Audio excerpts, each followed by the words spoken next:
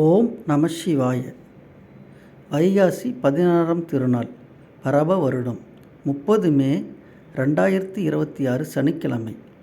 பஞ்சாங்க விபரங்கள் மற்றும் துல்லியமான கோச்சார நிலைகளின் அடிப்படையிலான 12 ராசிகளின் பொதுவான தினசரி பலன்கள். மேஷம். இன்று உங்கள் ராசிக்கு சந்திராஷ்டமம் உள்ளதால் புதிய முயற்சிகள், நீண்ட தூர பயணங்கள் மற்றும் பெரிய முதலீடுகளை முற்றிலும் தவிர்க்கவும். வணங்கப்பட வேண்டிய தெய்வம் ஸ்ரீ மகாவிஷ்ணு, மன அமைதி தரும். ரிஷபம். மிதுனத்தில் இருக்கும் சுக்கிரன் மற்றும் புதனின் சுப பார்வையால் குடும்பத்தில் மகிழ்ச்சியான சூழ்நிலை நிலவும். வணங்கப்பட வேண்டிய தெய்வம் ஸ்ரீ மகாலட்சுமி, பொருளாதார நிலையை உயர்த்தும். மிதுனம்.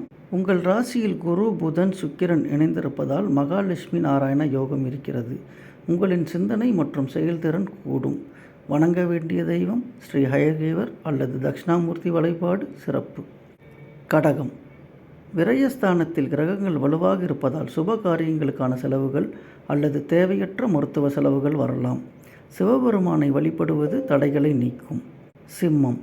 லாபஸ்தானத்தில் கிரகங்களின் சேர்க்கை இருப்பதால் தொட்ட காரியங்கள் யாவும் தடையின்றி வெற்றிகரமாக முடியும். காலையில் சூரிய நமஸ்காரம் செய்வது ஆற்றலை தரும். கன்னி. 10ஆம் இடத்து புதனால் வேலை தேடுபவர்களுக்கு நல்ல நிறுவனத்தில் இருந்து புதிய வேலைவாய்ப்புகள் அமையும். ஸ்ரீ மகாவிஷ்ணுவை துளசியால் அர்ச்சித்து வழிபடவும். துலாம். பாக்கியஸ்தான குரு மற்றும் புதனின் பலத்தால் தந்தை வழி சொத்துக்களில் இருந்த வில்லங்கங்கள் மற்றும் மனக்கசப்புகள் நீங்கும். ஸ்ரீ துர்க்கை அம்மன் வழிபாடு நலன் தரும். விருச்சகம்.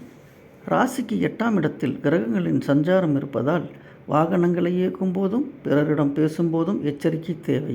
ஸ்ரீ ஆஞ்சநேயர் வழிபாடு தைரியத்தையும் பாதுகாப்பையும் தரும். தனுசு.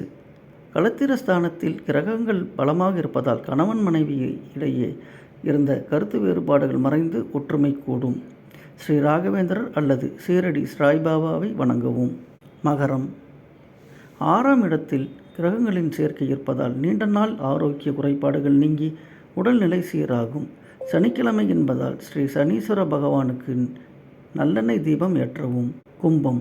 பூர்வ புண்ணியஸ்தான புதனால் பிள்ளைகளின் கல்வி மற்றும் சுபகாரியங்கள் தொடர்பாக எடுத்த முயற்சிகள் கைகூடும். விநாயகப் பெருமானை அருகம்புல் சாற்றி வழிபடவும். மீனம். 4ஆம் இடத்து கிரக அமைப்பால் புதிய வீடு, மனை அல்லது வாகனங்கள் வாங்கும் யோகம் உண்டாகும். ஸ்ரீ தட்சிணாமூர்த்தி வழிபாடு மன அமைதியை தரும்.